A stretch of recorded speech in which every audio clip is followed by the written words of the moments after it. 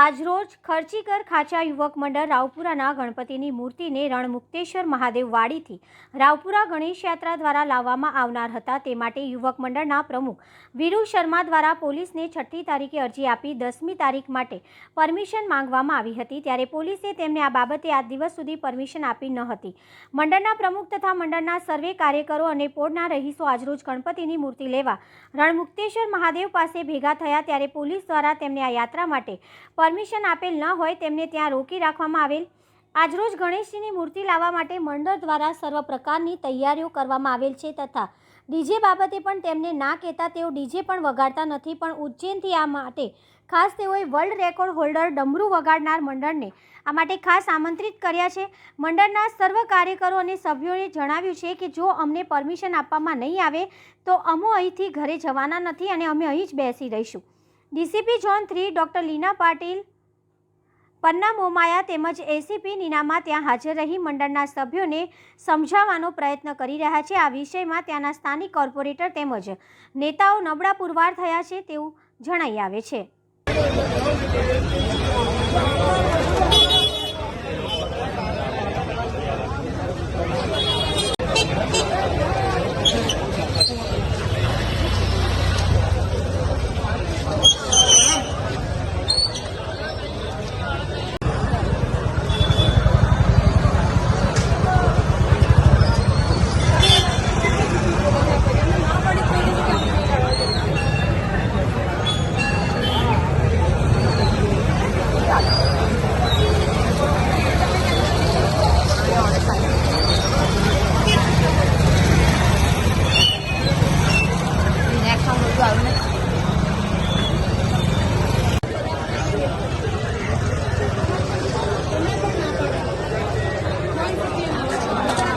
Mobile दिनों रात छात्री की जंगल आते हैं।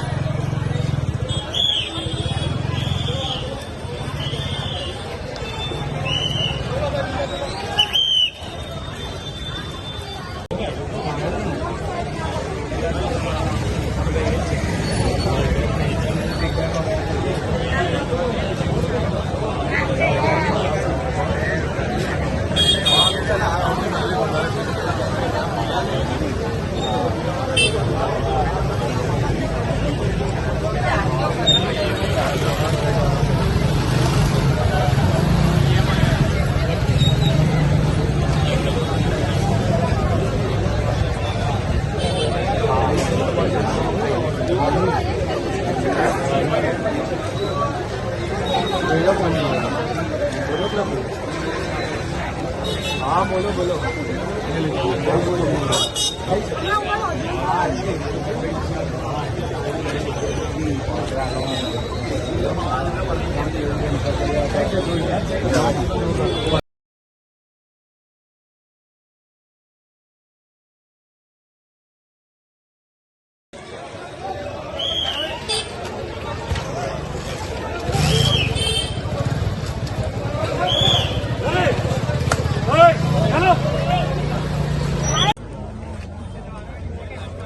આજે ખર્ચીકર ખાંચા રાવપુરા યુવક મંડળની આગમન યાત્રા 6 તારીખે પરમિશન લેટરો બી મૂક્યા। 6 તારીખથી આજે 10મી તારીખ છે। કલાક 2 કલાકની પરમિશનો મળતી હોય છે, કલાક 2 કલાકમાં પરમિશનો મળતી હોય છે।